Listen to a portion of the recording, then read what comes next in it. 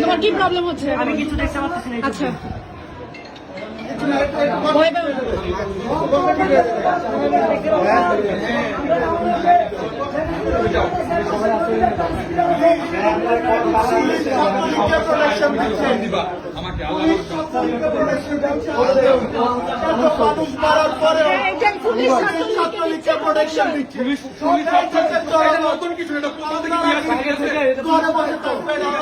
আমার বাবা মারা গেছে, আমার বোন, আমার দায়িত্ব কেউ নাই আমার পরিবারে, তাও আমি আসছি।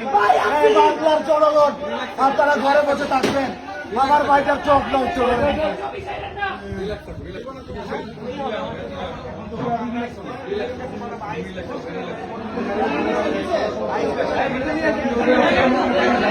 আজকে ছাত্রদের অবস্থা সরকার তামাশা দেখতেছে, সরকার তো দেখবে, দেখতেছে।